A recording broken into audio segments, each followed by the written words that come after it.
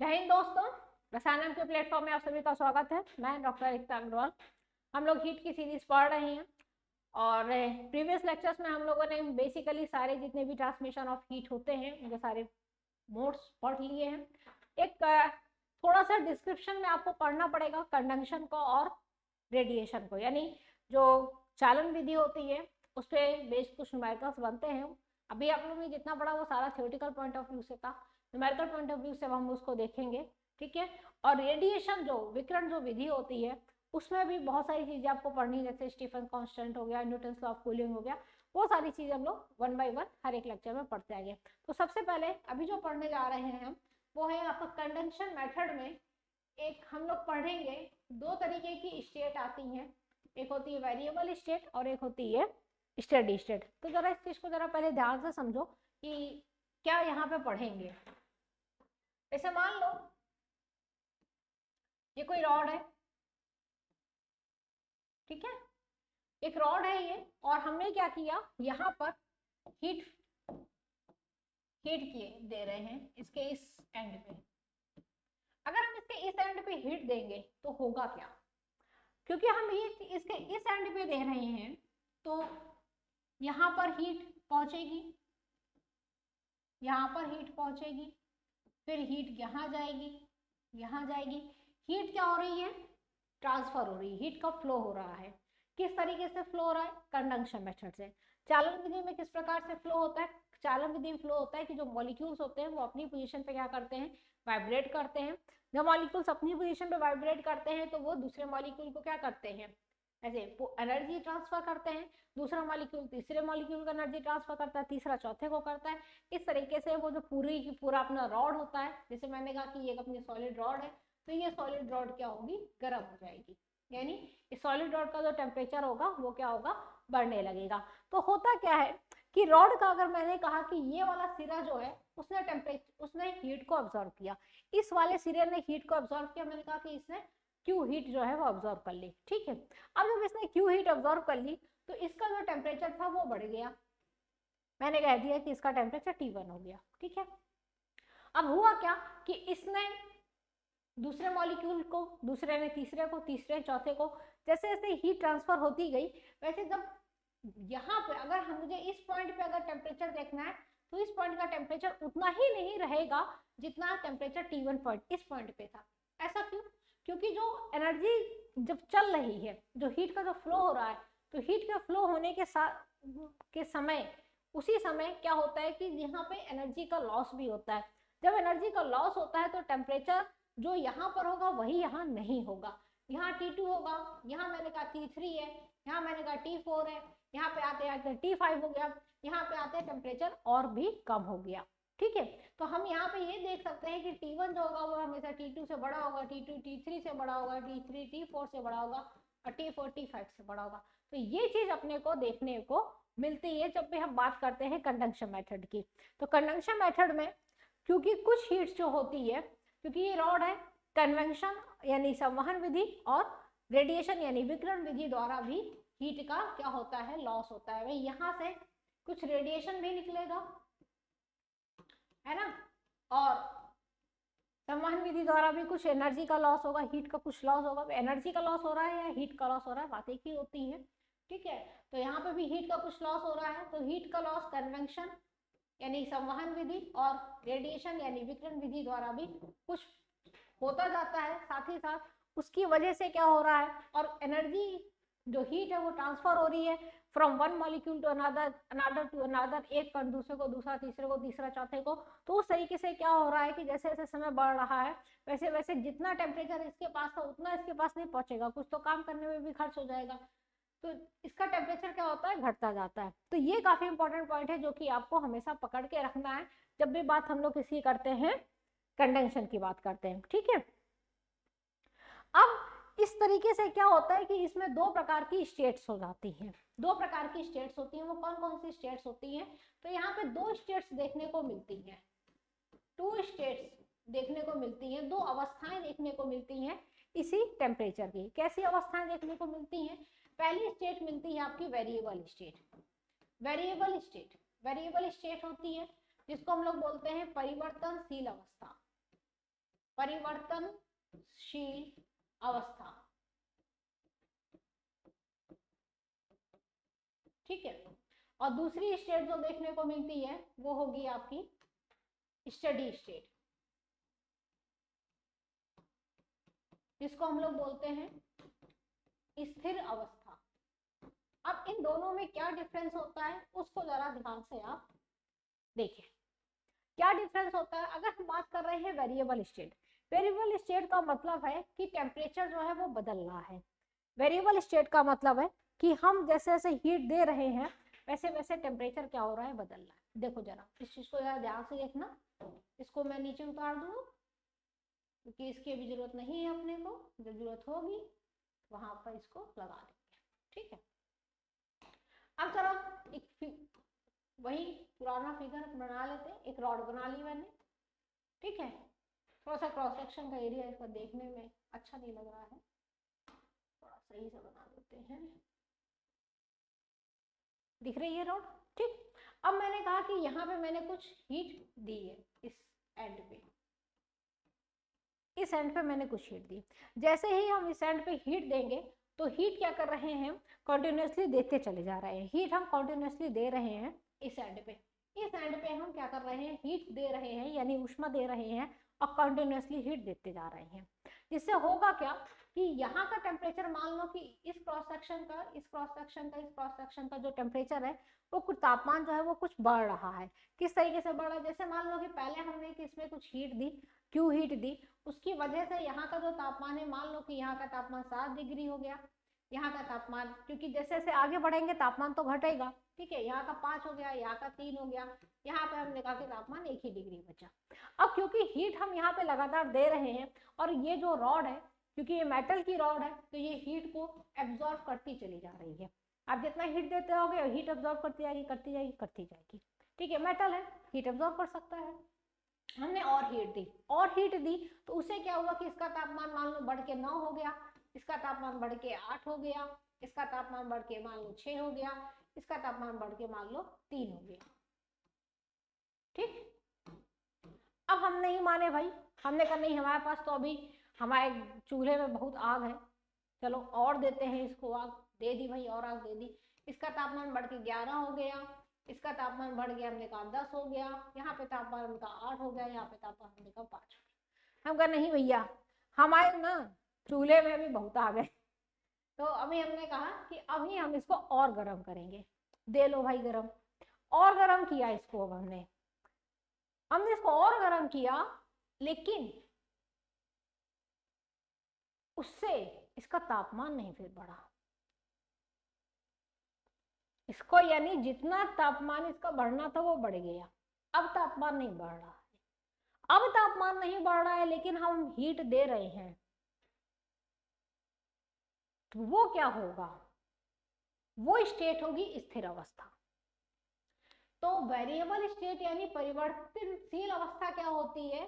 परिवर्तनशील अवस्था का मतलब है कि जब तक तापमान जो है वो समय के साथ में परिवर्तित होता जाए। ठीक है, आगे बात समझ में? तो वेरिएबल स्टेट में क्या अपने को देखने को मिलेगा कि जो टेम्परेचर है वो चेंज हो रहा है, टेम्परेचर चेंज हो रहा है, टेम्परेचर चेंज हो रहा है with respect to time, change with respect to time, यानी समय के साथ में तापमान में परिवर्तन होता जाता है। यानी वेरिएबल स्टेट में क्या होता है कि समय के साथ में तापमान में परिवर्तन हो जाता है, तापमान बढ़ता जाता है। ठीक है, और वहीं पे हमने हीट तो हम दे ही रहे थे, लेकिन हमारे हीट देने से इसके तापमान में अब नहीं बढ़ा भैया। इसने कहा जितना मुझे बढ़ाना था मैंने बढ़ा लिया, अब मैं नहीं बढ़ाऊंगा। अब अगर इसके तापमान में कोई बढ़ोतरी नहीं हो रही है, यानी ये अपनी स्थिर अवस्था में आ गया है। ठीक, यानी स्थिर अवस्था में क्या होगा? स्थिर अवस्था में टेम्परेचर में कोई चेंज नहीं होगा, temperature does not change with respect to time, यानी समय के साथ में अब तापमान में कोई परिवर्तन नहीं होगा। ऐसी अवस्था को हम लोग क्या कहते हैं? स्थिर अवस्था कहते हैं।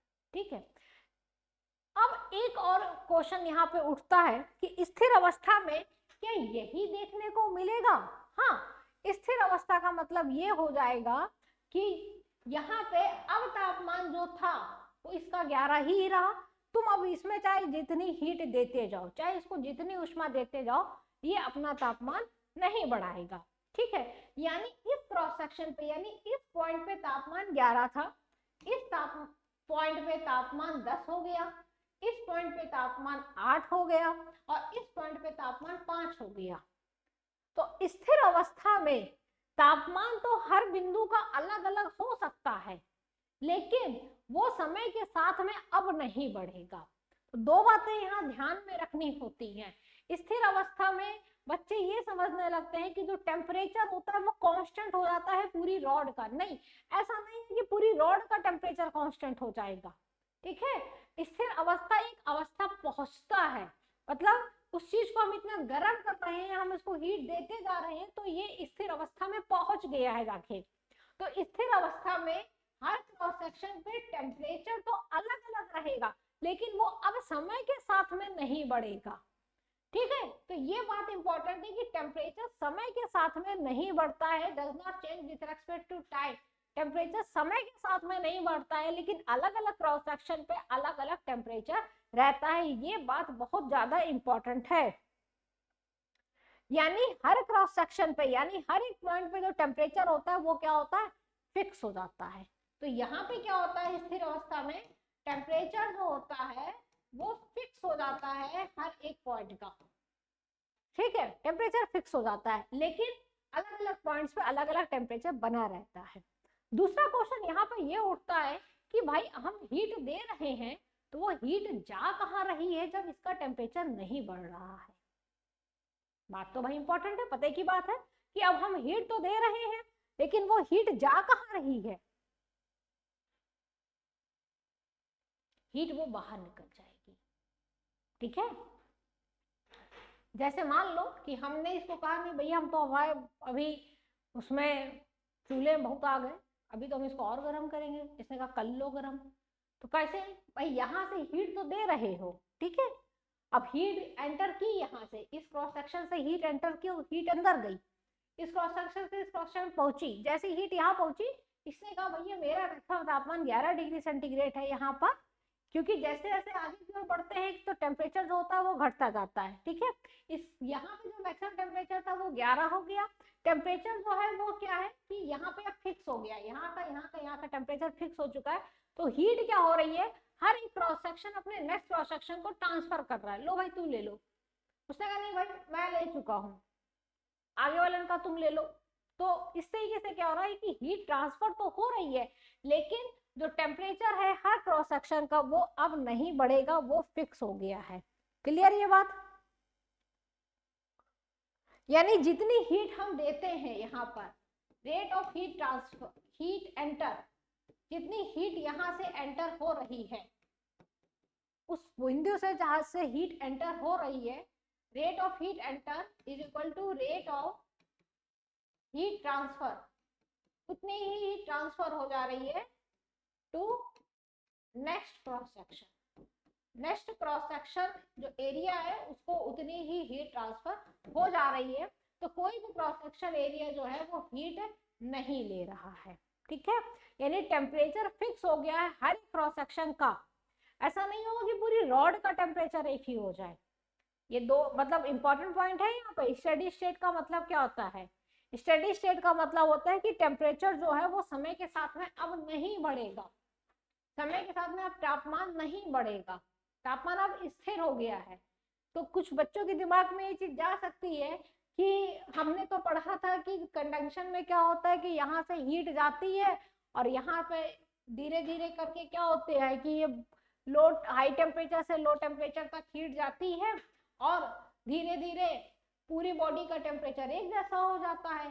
हाँ वो बात सही है, वो बात सही है, लेकिन यहाँ पर हम जिन अवस्थाओं की बात कर रहे हैं हम उसमें समय के साथ में देख रहे हैं कि समय के साथ में किस तरीके से इसमें परिवर्तन आता है। ठीक है, तो समय के साथ में अगर स्थिर अवस्था आ गई है तो समय के साथ में अब परिवर्तन नहीं होगा, यानी हर क्रॉस सेक्शन का जो टेम्परेचर था वो फिक्स हो गया है। तो क्रॉस सेक्शन के टेम्परेचर्स तो अलग अलग रहेंगे लेकिन ये खुद में कांस्टेंट रहेंगे। यहाँ पे बहुत इंपॉर्टेंट वर्ड होता है क्रॉस सेक्शन, यानी अनुप्रस्थ काट, अनुप्रस्थ काट। तो अब हम क्या करने जा रहे हैं कि रॉड को स्टेडी स्टेट में रख के, यानी स्थिर अवस्था में रख के कुछ इंपॉर्टेंट पैरामीटर्स हैं उनको निकालेंगे, क्योंकि उससे बहुत सारे न्यूमेरिकल्स अपने एग्जाम में पूछे जाते हैं। ठीक है, तो अब हम लोग क्या करने जा रहे हैं कि रॉड को स्टेडी स्टेट में ही रखेंगे। तो स्टेडी स्टेट समझ में आ गई। स्टेडी स्टेट का मतलब है कि हर क्रॉस सेक्शन का जो टेम्परेचर है वो फिक्स हो जाएगा, कांस्टेंट बना रहेगा, समय के साथ में उसमें कोई भी परिवर्तन नहीं होगा।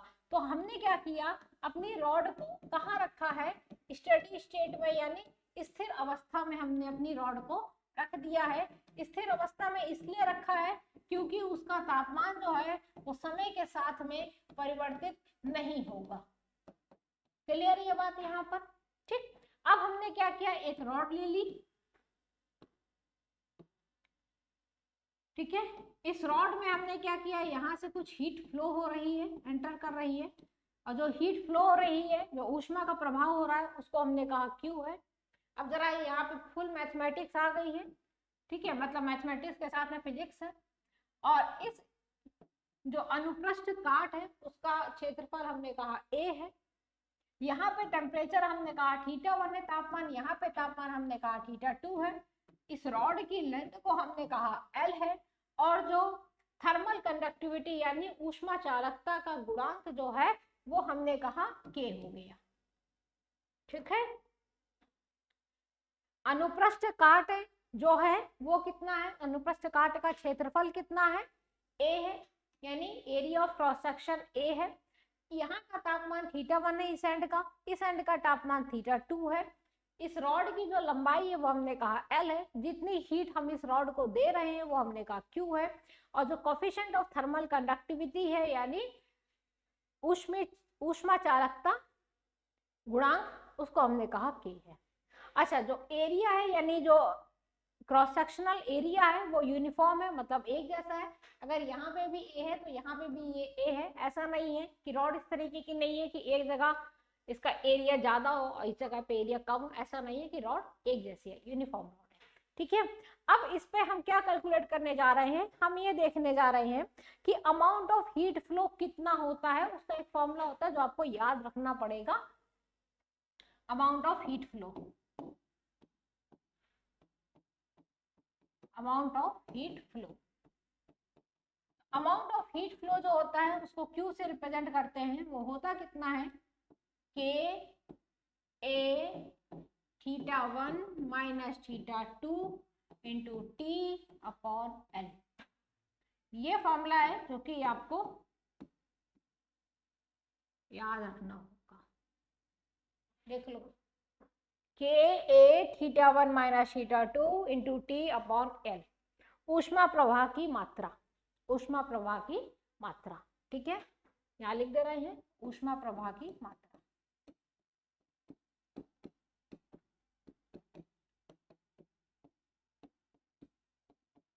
अब ये जो Q है जिसको हम लोगों ने कहा ऊष्मा प्रवाह की मात्रा, इसकी वैल्यू कब ज्यादा होती है कब कम होती है, जरा इसके फॉर्मूले से ही देखते हैं सही तरीके से।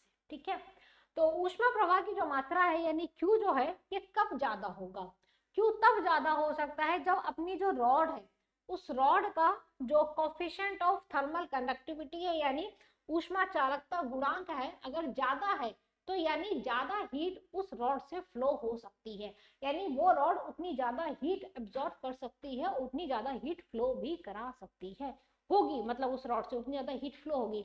तो K अगर ज्यादा है तो इसका मतलब क्या है कि वो रॉड गुड कंडक्टर है, अच्छा चालक है कि कुचालक है। भाई अच्छा चालक होगा, गुड कंडक्टर होगा, जिसकी थर्मल कंडक्टिविटी ज्यादा उसमें हीट फ्लो ज्यादा, जिसकी थर्मल कंडक्टिविटी कम उसमें हीट फ्लो कम।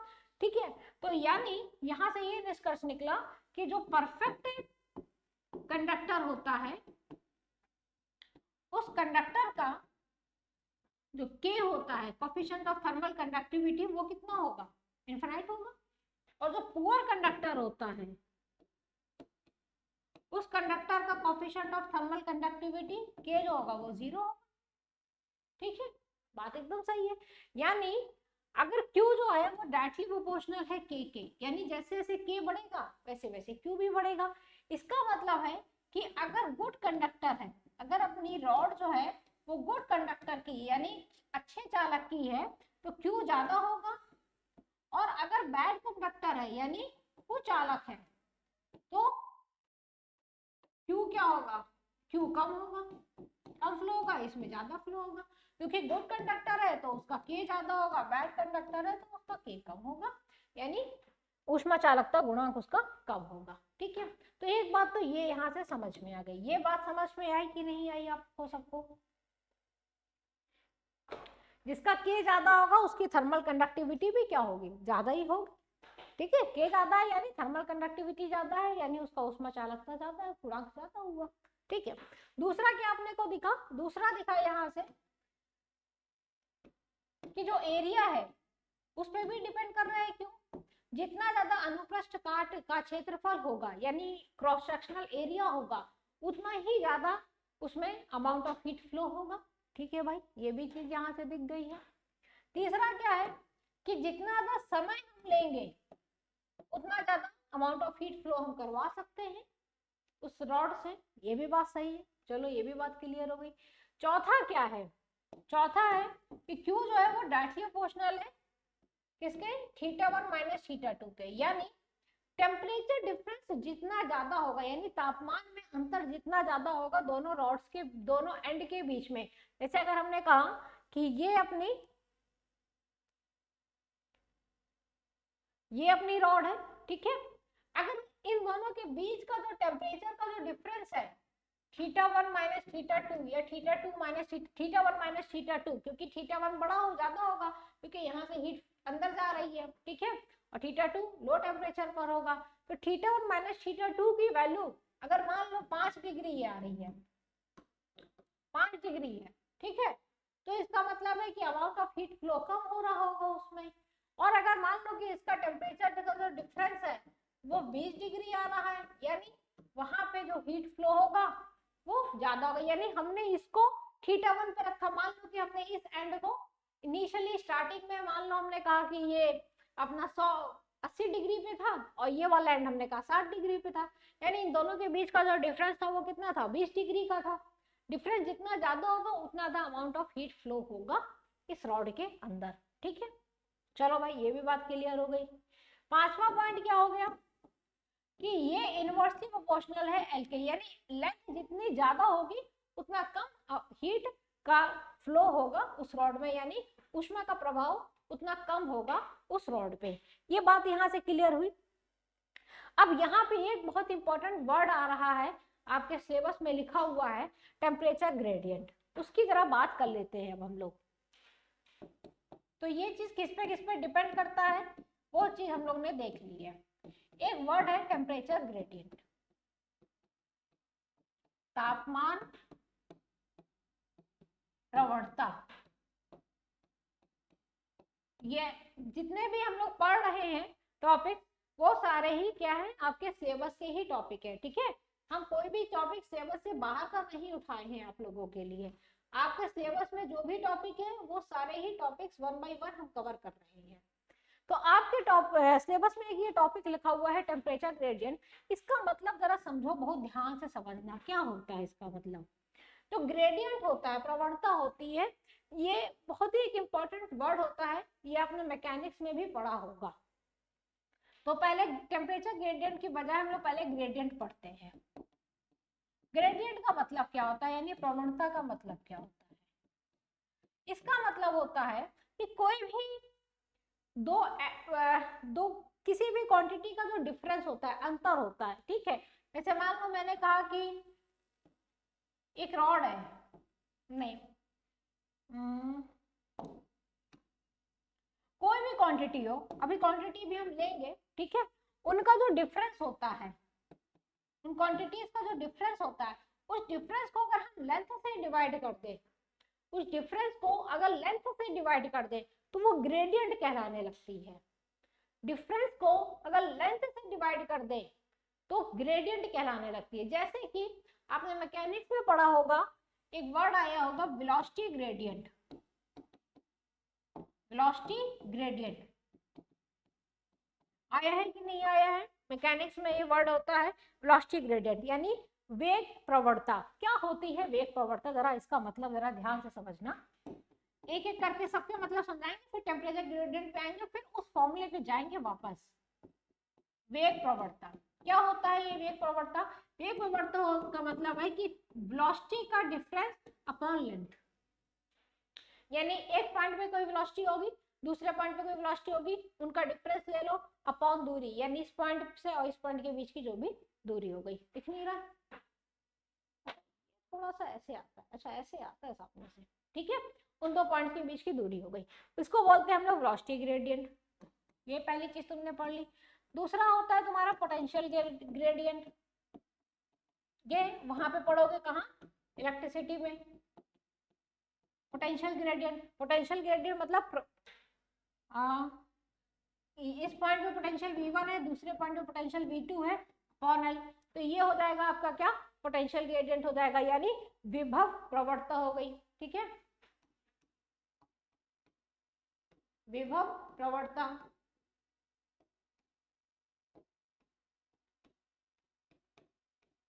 और भी देखो, एक होता है प्रेशर ग्रेडियंट, एक होता है क्या? Pressure gradient. प्रेशर ग्रेडियंट क्या होता है? एक मिनट,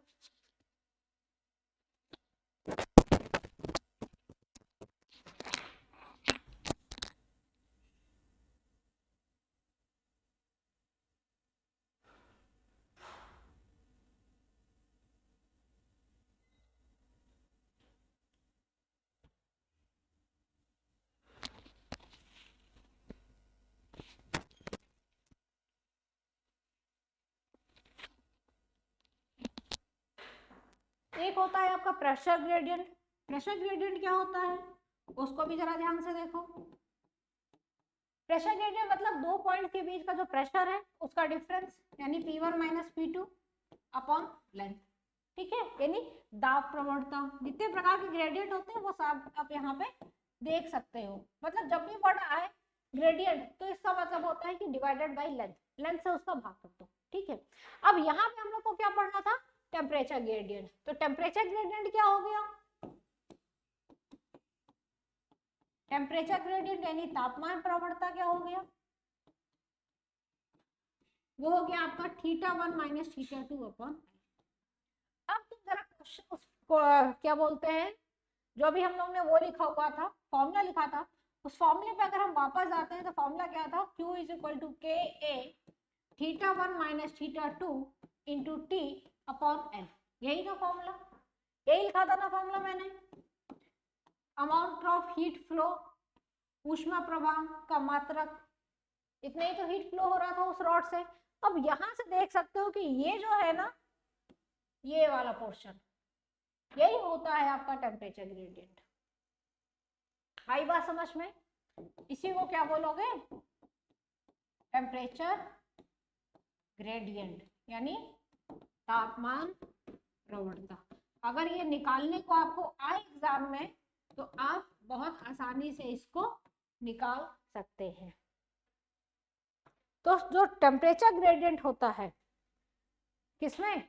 सॉलिड रॉड में, यानी जो हीट का ट्रांसफर हो रहा है एक क्रॉस सेक्शन से दूसरे क्रॉस सेक्शन में, ठीक है, सॉलिड रॉड में। सॉलिड रॉड की बात हो रही है, ये कंडक्शन मेथड की बात हो रही है।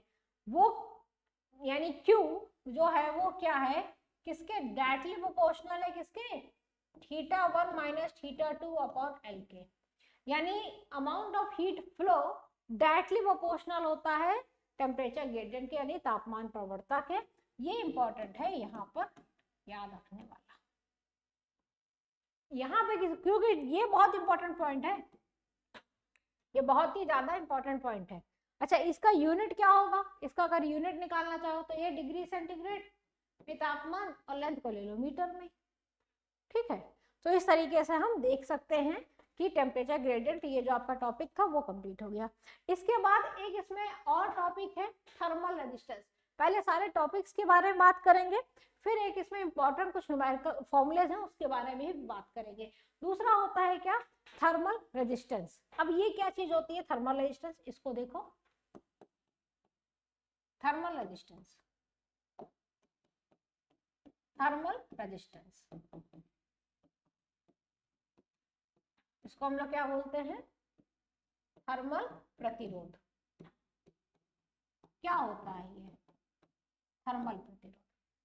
इसको समझने के लिए हमको, आप लोग ने अभी नहीं लेकिन उससे पहले तो करंट को पढ़ ही चुके हो, ओम्स लॉ तो जानते ही जानते हो, ऐसा तो नहीं कि बिल्कुल नहीं जानते हो ओम्स लॉ के बारे में, हल्का फुल्का तो जानते ही होगे ओम्स लॉ के बारे में, ठीक है।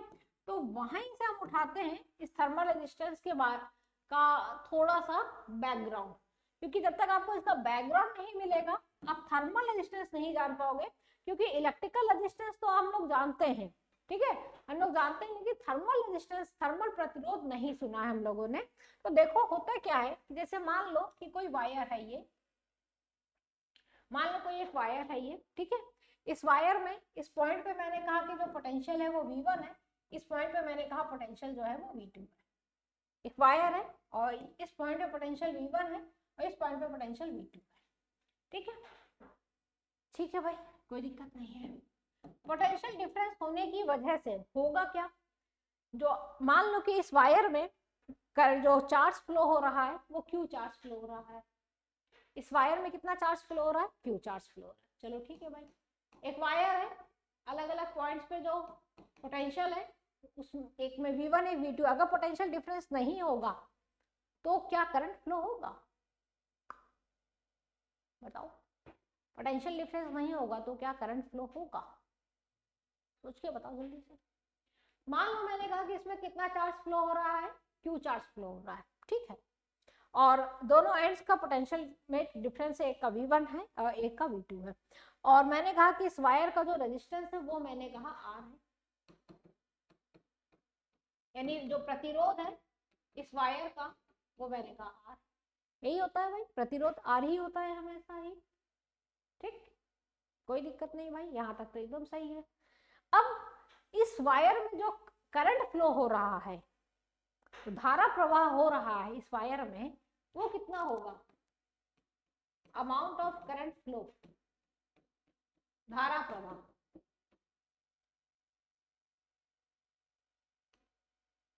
धारा प्रवाह, प्रवाह तो कैसे लिखते हो, आई से लिखते हो। ये जो आई होता है ये किसके बराबर होता है, आपका इलेक्ट्रिक करंट, जितना कितना करंट इसमें फ्लो हो रहा है किसके बराबर होगा, Q अपॉन T के, जितना चार्ज होगा और क्योंकि चार्ज फ्लो हो रहा है इसमें समय के साथ में, तो Q अपॉन T क्या हो गया, I हो गया, ठीक है। तो I is equal to Q upon T, ये तो करंट का एक फॉर्मूला हो गया। दूसरा फॉर्मूला और क्या हो सकता है करंट का, ओम्स लॉ में हम लोगों ने क्या पढ़ा था, ओम्स का जो नियम था वो क्या था, याद है किसी को, भाई आप लोग को हल्का फुल्का तो फिजिक्स पहले की मालूम ही होगी। ओम्स लॉ क्या कहता है कि जो इलेक्ट्रिक करंट का जो फ्लो होता है किसी भी वायर में, वो किसकी वजह से होता है, दोनों वायर्स के बीच में जो पोटेंशियल का डिफरेंस होता है, यानी विभव का में जो अंतर होता है, यानी विभव में जो अंतर होता है उसी की वजह से ही धारा में, वायर में धारा का प्रवाह होता है, ठीक है, विभव के अंतर के वजह से ही धारा, विभव के अंतर के वजह से ही वायर में धारा का प्रवाह होता है, ठीक है। तो ओम्स लॉ क्या था, ओम्स लॉ है आपका कि I is equal to V1 minus V2 by R, यही है ना, V is equal to I R, तो I इज इक्वल टू क्या हो गया, V1 minus V2 by R। तो जो ओम्स लॉ होता है उस ओम्स लॉ में ये करंट होगी इलेक्ट्रिक करंट, ये पोटेंशियल डिफरेंस हो गया और ये रेजिस्टेंस हो गया। तो ये जो रेजिस्टेंस होता है ये कौन सा रेजिस्टेंस होता है, ये इलेक्ट्रिक रेजिस्टेंस होता है जिसको हम लोग प्रतिरोध बोलते हैं, सिंपल सा। अब यही इलेक्ट्रिक रेजिस्टेंस, तो वहां पे इलेक्ट्रिक रेजिस्टेंस था, यहाँ पे क्या होगा, यहाँ पे क्या होगा, इस चीज को जरा देखो ध्यान से, यहाँ पे तो इलेक्ट्रिक रेजिस्टेंस है यहाँ पे क्या होगा, जो शब्द वहां पे इलेक्ट्रिक रेजिस्टेंस है वही यहाँ पे थर्मल रेजिस्टेंस होगा, यानी यहाँ पे भी जो थर्मल रेजिस्टेंस है उसको रिप्रेजेंट तो आर से ही करते हैं। ठीक है, यहाँ पे आर क्या होता है, थर्मल रेजिस्टेंस, ये थर्मल रेजिस्टेंस मतलब जो प्रतिरोध है उसको तो उसी से ही करते हैं, उसमें कोई चेंज नहीं करते हैं। यहाँ पे जो पोटेंशियल का डिफरेंस हो रहा था, यहाँ पे पोटेंशियल का डिफरेंस हो रहा था, तो यहाँ किसका डिफरेंस होगा, टेम्परेचर का डिफरेंस होगा, यानी यहाँ θ1 माइनस θ2 की बात होगी, यानी यहाँ तापमान में अंतर होगा। ठीक है, ठीक भाई। यहाँ पे जो करंट फ्लो हो रहा था, तो यहाँ पे क्या फ्लो हो रहा है, यहाँ पे हीट फ्लो हो रही है, अमाउंट ऑफ हीट फ्लो यानी ऊष्मा का प्रभाव हो रहा है, ऊष्मा प्रभाव हो रही है जो कि Q हो रही है। ठीक है, कोई दिक्कत नहीं, यहाँ तक तो कोई दिक्कत नहीं। ठीक है, तो जो यहाँ पे जो I है जिसको हम लोग बोलते हैं electric current, rate of flow of charge, rate of flow of charge है ना, rate of flow of charge यानी जो चार्ज है वो किस दर से प्रभाव कर रहा है वायर में। ठीक है, तो वहां पे अगर rate of flow of charge है तो यहाँ पे क्या होगा, यहाँ पे होगा rate of flow of heat, क्योंकि यहाँ पे ऊष्मा प्रभाव कर रही है समय के साथ में, समय के साथ में। ठीक है, तो इसको किससे रिप्रेजेंट करते हैं, इसको करते हैं H से। तो यहाँ पे I इज इक्वल टू क्या था, Q बाई T था, क्योंकि Q चार्ज था। यहाँ पे क्या फ्लो हो रहा है, यहाँ पे हीट फ्लो हो रही है समय के साथ में, तो समय के साथ में अगर हीट फ्लो हो रही है तो H is equal to Q by T। तो ये बन गया तुम्हारा फॉर्मूला। तो rate of flow of heat जो कि वहां पे इलेक्ट्रिक करंट था, तो इसको हम क्या कह सकते हैं, हीट करंट, ऊष्मा की धारा, ऊष्मा धारा, इसको हम लोग क्या कह सकते हैं, हीट करंट, ऊष्मा धारा। आई बात समझ में यहाँ पर, ये बात यहाँ क्लियर हुई, ये हो गई आपकी ऊष्मा धारा। अब इसको अगर हमें फॉर्मूले में देखना हो तो अभी चलो फॉर्मूले में बाद में देखते हैं। ये जो इलेक्ट्रिक मतलब इलेक्ट्रिसिटी से हम हीट पे आ गई है। ठीक है, तो अब H की वैल्यू अपने को मिल गई है, H की वैल्यू अगर अपने को मिल गई है तो यहाँ से अगर हमको क्या, हमको तो चाहिए था थर्मल रेजिस्टेंस यानी थर्मल प्रतिरोध निकालना था, उसकी वैल्यू कहाँ से मिलेगी अपने को, यहाँ पे क्या था, जो I था वो V1 minus V2 upon R था, है ना। तो यहाँ पे जो I है वो यहाँ पे H है, यानी यहाँ पे जो H है उसको हम क्या लिख सकते हैं, H इज इक्वल टू, वहां पे पोटेंशियल का यानी विभव में अंतर था, यहाँ पे तापमान में अंतर है, तो ये लिख सकते हैं θ1 माइनस θ2 अपॉन क्या R, ये आ गया H का दूसरा फॉर्मूला।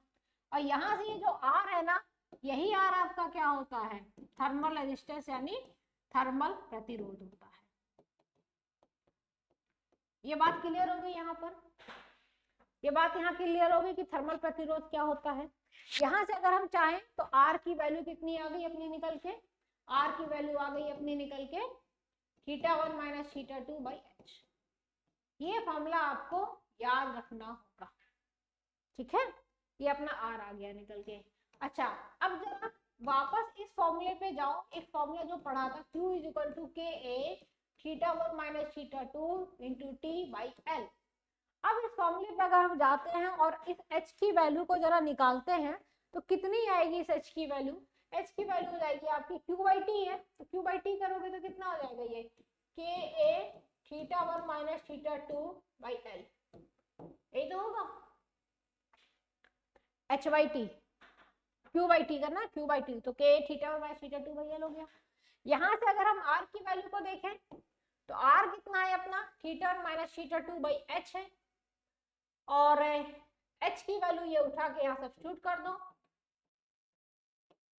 H की जगह डाल दो KA θ1 माइनस θ2 बाई L, ये ऊपर चला जाएगा, ये पूरा इसे कैंसिल हो गया, यानी L अपॉन KA।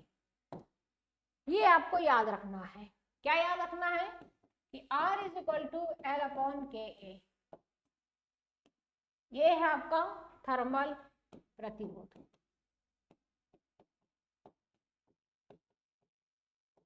क्लियर?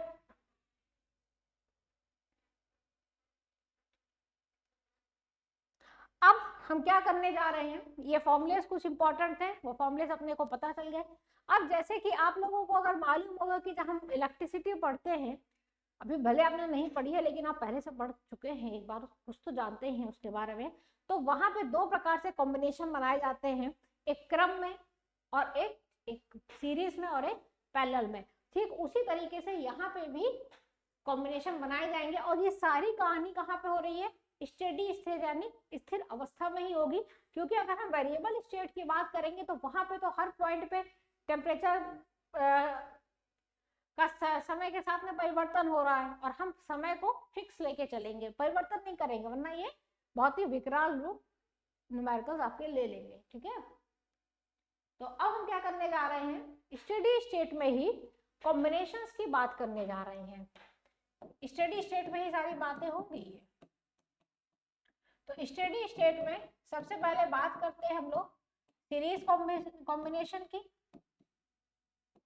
और इसमें उन सारी चीजों को निकालेंगे, और फिर पैरेलल में निकालेंगे तो 1 by 1 निकालेंगे। सीरीज कॉम्बिनेशन मतलब श्रेणी क्रम में निकालेंगे, फिर पैरेलल में निकालेंगे।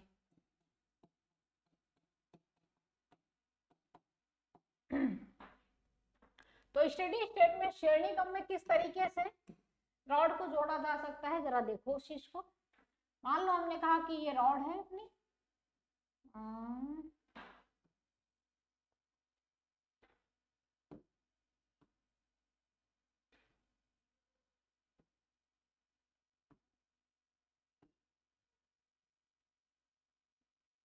ठीक, दूसरी वाली है, उसको इसके आगे बनाते हैं।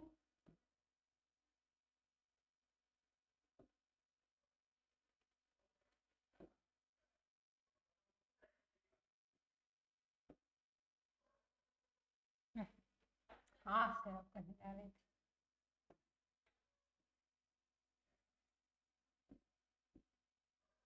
एक मिनट को थोड़ा सा यहाँ सही नहीं बना है।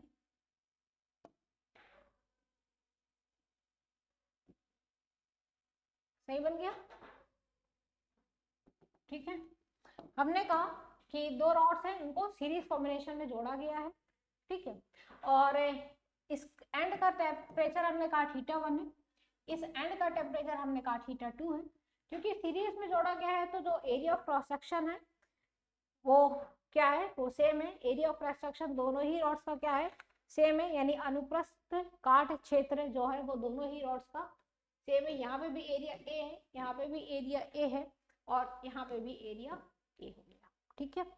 थर्मल कंडक्टिविटी, क्योंकि दोनों रॉड्स हैं आपकी, अगर उसको हमने सीरीज कॉम्बिनेशन में जोड़ा है तो थर्मल कंडक्टिविटी हम कह सकते हैं भाई दो अलग अलग मटेरियल की रॉड है, ठीक है। तो इसका K1 हो गई, इसकी थर्मल कंडक्टिविटी K2 हो गई। और क्या चीजें चाहिए होती हैं अपने को, बस यही सारी चीजें चाहिए होती हैं। अब क्या करने जा रहे हैं कि इसका हम देखेंगे कि कुछ पैरामीटर्स हैं, ठीक है, उनकी वैल्यू को निकालना होगा। पहले हम पैरामीटर्स को साइड में लिख देते हैं कि क्या क्या अपने को निकालना होगा, फिर एक एक करके निकालते चले जाएंगे। हमने कहा कि जो इसकी लेंथ है वो हमने कहा L1 है, एक मिनट, इसकी लेंथ है, यहां से स्टार्ट करते हैं, और इसकी लेंथ हमने कहा L2 है, और बीच में जो इंटरफेस है उसका टेम्परेचर हमने कहा थीटा है। ये बात क्लियर है, जो इंटरफेस है बीच का उसका टेम्परेचर हमने कहा थीटा है। अब देखो क्या क्या निकालना है, उसको जरा हम यहाँ पे साइड में लिख दे रहे हैं कि अपने को क्या क्या चीजें चाहिए। सबसे पहले अपने को चाहिए टेम्परेचर ऑफ इंटरफेस, ये थीटा कितना होगा,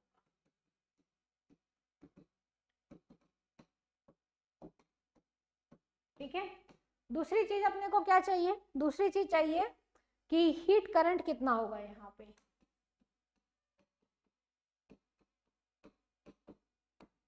तीसरा अपने को क्या चाहिए कि थर्मल रेजिस्टेंस कितना होगा,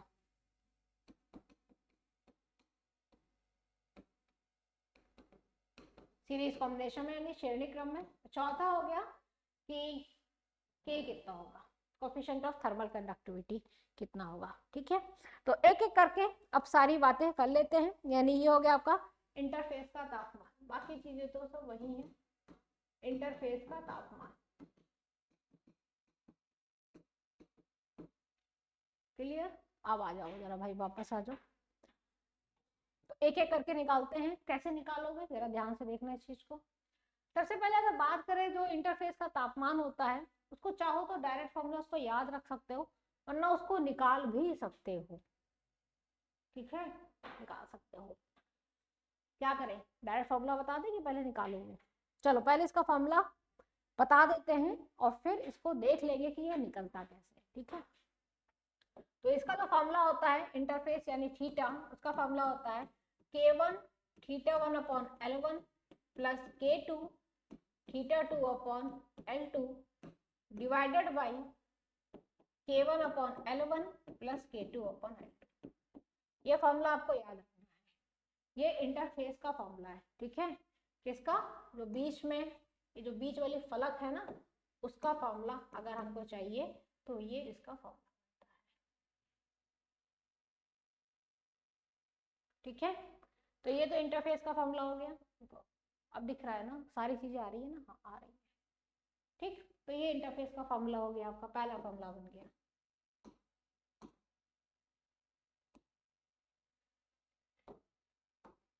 इंटरफेस टेम्परेचर।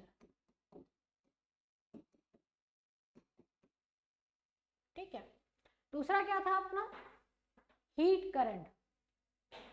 हीट करंट, दूसरा बात है हीट करंट यानी ऊष्मा धारा। अच्छा ये बताओ, ऊष्मा धारा एक समान होगी दोनों में कि नहीं होगी?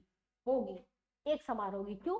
अगर याद होगा आपको, जब हम सीरीज में जब इलेक्ट्रिसिटी में जब श्रेणी क्रम पढ़ते हैं, सीरीज कॉम्बिनेशन पढ़ते हैं, तो वहां पे क्या होता है कि अगर मान लो कि दो वायर्स को अगर हमने सीरीज में जोड़ा है, जैसे हमने कहा एक वायर ये है, एक वायर ये है, क्योंकि दोनों वायर्स का रेजिस्टेंस अलग रखते थे, ध्यान होगा कि दोनों वायर्स का जो रेजिस्टेंस होता है, अगर मैंने कहा इस वायर का रेजिस्टेंस R1 है, इस वायर का रेजिस्टेंस R2 है, लेकिन अगर दोनों वायर्स को अगर हमने सीरीज में जोड़ा है तो इसका मतलब है कि जो करंट इसमें फ्लो हो रहा होगा वही करंट इस वाली वायर में भी फ्लो हो रहा होगा। ठीक है, यानी जो हीट करंट होगा तो दोनों ही रॉड्स में क्या होगा, एक जैसा होगा।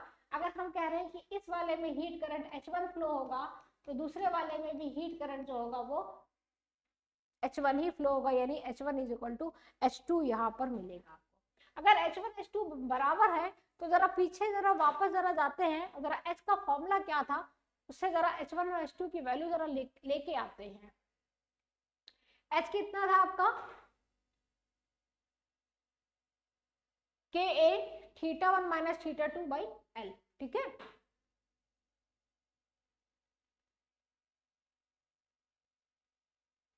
तो क्या है formula, H is equal to Ka θ1 minus θ2 by L। तो यहां से क्या मिला अपने को, K1A, क्योंकि एरिया तो सेम ही है पूरे में, और यहाँ पे कितना हो जाएगा, θ1 माइनस थीटा होगा, θ1 माइनस थीटा, इसकी लेंथ कितनी हो जाएगी, ओ थीटा होगा,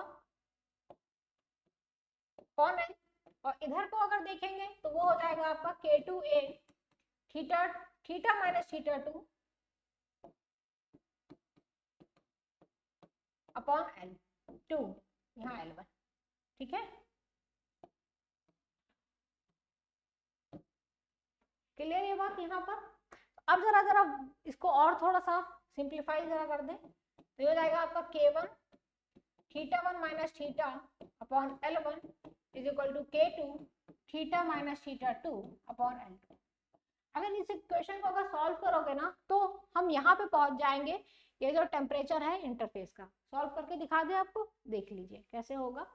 अगर इसको अगर हम ओपन करते हैं तो K1 θ1 upon L1 minus K1 theta upon L1 K2 theta upon L2 minus K2 θ2 by L2। इसको अगर हम सॉल्व करते हैं तो ये कितना मिलेगा अपने को, यहाँ से ये हो जाएगा K1 theta 1 upon L1 plus K2 theta 2 upon L2 is equal to K2 upon L2 theta, और ये माइनस साइन हो जाएगा प्लस हो जाएगा K2 K1 होगा ना इधर, K1 थीटा अपॉन L1। अब जरा इसको सॉल्व कर लो तो कितना हो जाएगा K1 थीटा 1 अपॉन L1, इसको ऐसे लिख दें K1 theta 1 upon L1 plus K2 theta 2 upon L2, और यहाँ से कितना अपने को क्या मिलेगा, थीटा कॉमन ले ले यहाँ पे तो हो जाएगा K1 upon L1 plus K2 upon L2, और ये पूरी वैल्यू यहाँ डिनोमिनेटर में लेके आए तो थीटा कितना बनेगा यहाँ से K1 theta 1 upon L1 plus K2 theta 2 upon L2, ये हो जाएगा K1 upon L1 plus K2 upon L2। ये वैल्यू किसकी है, थीटा की। यही फॉर्मूला देखो ध्यान से देखना, यही फॉर्मूला ये लिखा था कि नहीं लिखा था, देखो इस फॉर्मूले को, वही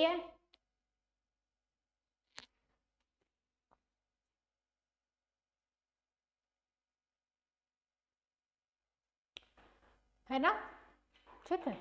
तो इस तरीके से हम निकाल भी सकते हैं, लेकिन आप हमको याद रहना ज्यादा जरूरी है। नेक्स्ट जरा, नेक्स्ट क्या था इसका, क्या देखना था अपने को, थर्मल रेजिस्टेंस देखना था। नेक्स्ट क्या है अपना, थर्मल रेजिस्टेंस। तो यहाँ पे H1 H2 बराबर होते हैं, ठीक है, सीरीज कॉम्बिनेशन में, श्रेणी क्रम में। थर्मल रेजिस्टेंस यानी थर्मल प्रतिरोध। अगर हम लोग बात करते हैं श्रेणी क्रम में, तो इलेक्ट्रिकल रेजिस्टेंस में अगर याद होगा कि R जो होता है वो क्या होता है, इक्विवेलेंट रेजिस्टेंस होता है वो R1 प्लस R2 होता है नहीं, याद है, ठीक है। तो वैसे ही यहाँ पे क्या होगा, जो R होगा वो किसके बराबर होगा, R1 प्लस R2 के बराबर होगा, ठीक है। R क्या था, थर्मल रेजिस्टेंस की अगर बात करें, ये तो हम लोग ने इलेक्ट्रिसिटी में ये चीज पढ़ी जाती है। अगर श्रेणी में जुड़ी हुई है दो तारें, जिनका एक का प्रतिरोध R1 है, दूसरे का प्रतिरोध R2 है, और श्रेणी क्रम में उनको जोड़ा गया है, तो जो फाइनल प्रतिरोध जो निकल के आएगा वो हो जाएगा R equal to R1 plus R2। तो वही फॉर्मूला यहाँ पे भी इस्तेमाल किया गया है। अगर इसको अगर हम देखें तो R का फॉर्मूला क्या था, जो अभी हम लोग ने देखा था थर्मल प्रतिरोध का, R equal to L upon K A, यही था फॉर्मूला। एक बार चेक कर लेते हैं वापस जाके, R is equal to L upon K A, हाँ ठीक है फॉर्मूला, L अपॉन के ए। तो यहाँ पे क्या हो जाएगा, क्योंकि लेंथ में तो चेंज हो रहा है, L1 अपॉन K1 ही हो जाएगा, प्लस दूसरा हो जाएगा L2 अपॉन K2 है, क्योंकि जो एरिया है वो तो नहीं बदल रहा है, लेकिन बाकी चीजों में तो परिवर्तन हो रहा है, ठीक है। तो ये R की वैल्यू आ गई। तो यहाँ से अगर हम सॉल्व करें तो कितना हो जाएगा अपना, अच्छा R कितना होगा, और पूरे जो रॉड है उसकी अगर हम कहें कि जो कंडक्टिविटी है, पूरे रॉड की जो थर्मल कंडक्टिविटी यानी ऊष्मा चालकता है, ऊष्मा चालकता गुणांक, पूरे रॉड की अगर हम बात करें तो हम कह सकते हैं कि K होगा पूरे रॉड का, ठीक है। तो पूरे रॉड का अगर हम कह दें K होगा, तो पूरे रॉड की लेंथ जो होगी वो L1 प्लस L2 होगी। भाई इतनी लेंथ L1 थी, इतनी लेंथ L1 थी, कहाँ गया भाई फिगर, वापस आ जाओ। इतनी लेंथ L1 थी, इतनी लेंथ L2 थी, पूरी लेंथ हो गई L1 प्लस L2, और पूरे का K हो गया, पूरे का K हो गया, ठीक।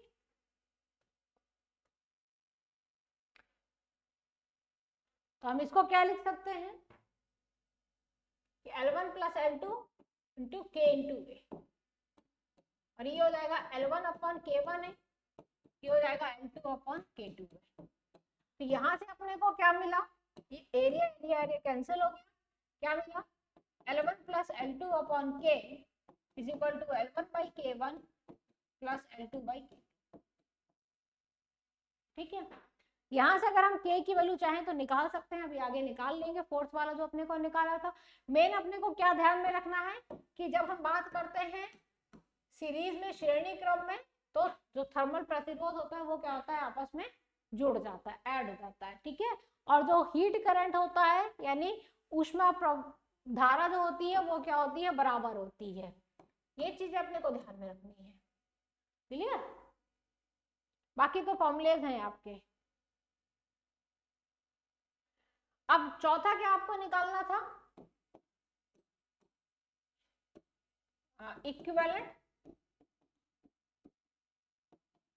Thermal conductivity, coefficient of thermal conductivity, equivalent coefficient of thermal conductivity. इसको देखेंगे अगर हम तो क्या निकल के आएगा अपना, यानी ऊष्मा चालकता का गुणांक, फाइनल ऊष्मा चालकता गुणांक कितना आया, तो भाई वो k है, तो यानी बदल रहा है, तो इस k की वैल्यू को हम चाहें तो यहाँ से निकाल सकते हैं। और कितना निकल के आएगा यहाँ से k, अपना k आ जाएगा अपना k is equal to L1 plus L2 upon, इसको ऊपर भेज देंगे, इस पूरे को नीचे भेज देंगे, L1 upon K1 plus L2 upon K2। Clear ये बात, फॉर्मूला दिखा सबको। अगर मान लो कि दोनों रॉड, क्वेश्चन आता है अक्सर एग्जाम में आता है, अगर मान लो कि दोनों रॉड की अगर लेंथ अगर हम सेम कर देते हैं, अगर दोनों रॉड की अगर लेंथ हम सेम कर देते हैं, L1 is equal to L2, और इसको बोल देते हैं कि भाई ये L हो गई, दोनों रॉड्स की लेंथ अगर सेम हो गई, तो जो फाइनल K निकल के आ रहा है पूरी रॉड का, मतलब वो पूरी एक रॉड, मतलब एक आधी को जोड़ के पूरी एक रॉड अगर बना दे, तो वो K कितना हो जाएगा, L plus L upon K1 plus L upon K2। तो ये कितना हो जाएगा आपका 12 हो जाएगा। और इसको अगर हम सॉल्व कर लेंगे तो ये कितना हो जाएगा K1 K2, यहाँ से भी L है, इस L को कॉमन ले लिया हमने, और ये हो जाएगा K2 प्लस K1। इसको और सॉल्व करते हैं तो ये L से L कैंसिल हो जाएगा, तो ये 2K1 K2 upon K1 plus K2। तो अपने को ध्यान में क्या रखना है कि अगर दोनों रॉड्स अगर अपनी क्या होती हैं, एक बराबर लंबाई की हो जाती हैं, तो सीरीज श्रेणी क्रम में जो final equivalent of A coefficient of A thermal conductivity यानी ऊष्मा चालकता गुणांक जो होगा उसकी वैल्यू कितनी होगी, 2K1 K2 upon K1 plus K2।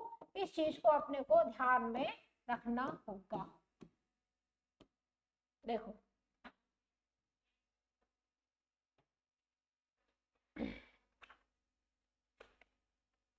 आई बस ओएस में नेक्स्ट चलते हैं और पैरेलल कॉम्बिनेशन की तरफ। नेक्स्ट स्लाइड में ले लेते हैं पैरेलल कॉम्बिनेशन को। समांतर क्रम में अगर दो रॉड्स आपस में जुड़ी हुई है, ठीक है, पैरेलल कॉम्बिनेशन। देखो अगर पैरेलल कॉम्बिनेशन में दो रॉड्स को अगर हम जोड़ते हैं तो पैरेलल कॉम्बिनेशन में यानी समांतर क्रम में अगर दोनों रॉड्स को अगर हम आपस में जोड़ देते हैं समांतर क्रम में, लिख जाओ जल्दी से, समांतर क्रम में अगर हम दोनों रॉड्स को जोड़ते हैं तो कैसे जोड़ेंगे दोनों रॉड्स को समांतर क्रम में। देखो एक रॉड मैंने कहा ये है और दूसरी रॉड मैंने कहा ये है, ठीक है, ठीक भाई। इस रॉड का यहाँ पे टेम्परेचर θ1 है, यहाँ पे टेम्परेचर मैंने कहा θ2 है, इसका एरिया मैंने कहा A1 है, ये इसका एरिया मैंने कहा A2 है, एरिया तो डिफरेंस हो सकता है। दो अलग अलग रॉड है, इसका थर्मल कंडक्टिविटी K1 है, इसका थर्मल कंडक्टिविटी K2 है। यहाँ कोई डिफरेंस कोई चेंज नहीं है, ठीक है।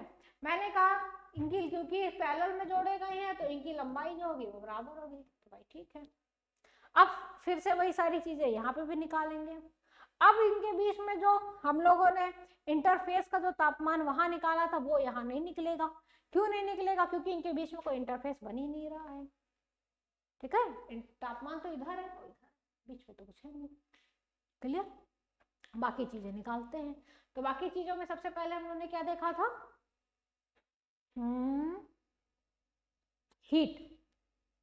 हीट करंट देखा था, है ना। तो यहाँ पे अगर हम लोग बात करते हैं किसकी, हीट करंट की बात करते हैं, तो यहाँ पे हीट करंट कितना अपना निकल के आएगा, rate of flow of heat. सोचो वहां पे जाओ वापस इलेक्ट्रिसिटी में पैरेलल कॉम्बिनेशन में, यहाँ पे जो हीट करंट होगा ज्यादा ही आर नहीं लग रहे हैं इसके, यहाँ पे जो हीट करंट होगा या जिसको हम लोग बोलते हैं rate of flow of heat, इसको H से रिप्रेजेंट करते हैं। अगर तुम्हें ध्यान होगा कि जब हम लोग इलेक्ट्रिसिटी पढ़ते हैं और पैरेलल में यानी समांतर क्रम में अगर दो वायर अपनी जुड़ी हुई हैं, किसमें समांतर क्रम में अगर जुड़ी हुई हैं, तो जो उसका I होता है, I1 और I2 होता है, वो क्या होता है, आपस में जुड़ जाता है, आपस में क्या होता है, जुड़ जाता है। तो यहाँ पे जो H होगा वो क्या होगा, H1 प्लस H2 होगा। ये चीज अपने को ध्यान में रखनी है, ठीक है। अब वापस उसी फॉर्मूले पे जरा वापस आते हैं कि इसका फॉर्मूला कहाँ से निकलेगा। तो इसका फॉर्मूला आप देख सकते हो, अगर रिकॉल करने का तरीका आपको मालूम है तो आपको उतना याद रखने की जरूरत नहीं है। क्या किया था हम लोगों ने, ये आई ही तो होता है, ये मतलब वहां पे आई होता है, यहाँ पे एच होता है, ठीक है। फॉर्मूला क्या था वहां पे, I is equal to V1 minus V2 by R था, ठीक है। तो यहाँ पे क्या होगा, यहाँ पे H जो होगा वो होगा आपका θ1 माइनस θ2 बाई आर होगा, है ना, और Q बाई T होगा। और Q का फॉर्मूला क्या हम लोगों ने पढ़ा है, KA θ1 minus θ2 by L into T। सही है कि नहीं सही है। तो यहाँ पे क्या फॉर्मूला बनेगा, H1 के लिए हो जाएगा आपका K1 A1 θ1 minus θ2 into T upon L। इसको थोड़ा सा इधर खिसका दें। और H2 के लिए क्या बनेगा, K2 A2, क्योंकि अरे ये तो फिर इधर आ गया, चलो ऊपर, और यहाँ हो जाएगा θ1 minus θ2 into T by L। ये बात सही है कि नहीं सही है, देखो स्क्रीन पे ये सही है कि नहीं सही है। अब हम इसको क्या लिख सकते हैं, क्योंकि भाई जो चीज कॉमन है उनको एक साथ ले लेंगे और जो कॉमन नहीं है उनको एक तरफ कर देते हैं। तो ये एक साथ हो गया और θ1 minus θ2 by L into T, ये एक साथ हो गया, ये एच हो गया। आपको मेन क्या याद रखना है, ये क्लियर, बात हुई यहाँ पे क्लियर। चलो बढ़ते हैं इसमें थर्मल रेजिस्टेंस की तरफ। थर्मल रेजिस्टेंस की अगर हम बात करते हैं तो दूसरा पॉइंट है थर्मल रेजिस्टेंस, यानी थर्मल प्रतिरोध। थर्मल प्रतिरोध अगर देखें हम यहाँ पर, तो अगर इलेक्ट्रिसिटी में बात करें तो सीरीज पैरेलल में यानी पैरेलल कॉम्बिनेशन में, जब समांतर क्रम में जब हम उनको तारों को जोड़ते थे तो किस तरीके से कॉम्बिनेशन बनता था पैरेलल में, प्रतिरोध का 1/r is equal to 1/r1 plus 1/r2, यही होता था ना। तो वही चीज यहाँ पे भी होगी। इसको हम क्या लिखेंगे, यहाँ हो जाएगा ये 1/r is equal to 1/r1 plus 1/r2। और r का फॉर्मूला क्या होगा, r is equal to L upon K A, यही अभी हम लोग ने पढ़ा था। तो यहाँ पे क्या फॉर्मूला बन जाएगा अपना, 1/r है ना, तो उल्टा पलट जाएगा। तो ये K1 A1 upon L plus K2 A2 by L, है ना। और पूरे का अगर हमने कहा कि जो थर्मल कंडक्टिविटी है उसका कोफिशिएंट कितना हो सकता है, लेंथ तो उतनी ही रहेगी, लेंथ में तो कोई चेंज होना नहीं है, ठीक है। पूरे का थर्मल कंडक्टिविटी हो जाएगा K1 प्लस K2, जिसको हम लोग K1 प्लस K2 नहीं लिखेंगे, उसको हम लोग लिखेंगे K हो गया। और एरिया हो जाएगा A1 प्लस A2। तो यहाँ से ये कैंसिल हुआ, तो यहाँ से क्या मिला आपको, यहाँ से मिल गया K is equal to K1 plus K1 A1 K2 A2 upon A1 plus लो। आपका जो तीसरा पॉइंट था वो यहाँ से निकल आया। क्या था तीसरा point, coefficient of thermal conductivity, यानी equivalent coefficient of thermal conductivity, ऊष्मा चालकता गुणांक, फाइनल ऊष्मा चालकता गुणांक, क्या लिख रहे हैं, थर्मल कंडक्टिविटी, ठीक है। अगर हम कहें कि भाई दोनों जो रॉड है उनका एरिया सेम है, अगर दोनों रॉड का अगर एरिया सेम हो गया और उसको हमने ए बोल दिया एरिया को, तो यहाँ से के कितना निकल आएगा अपना, k1a plus k2a upon a1 plus a2 को हम लिख दे ट्वाइस है, ए कैंसिल हो गया, तो यहाँ से k कितना आ गया, k1 प्लस k2 बाई 2। ये फॉर्मूला आपको याद रखना होगा सीरीज कॉम्बिनेशन पैरेलल कॉम्बिनेशन का, ठीक है।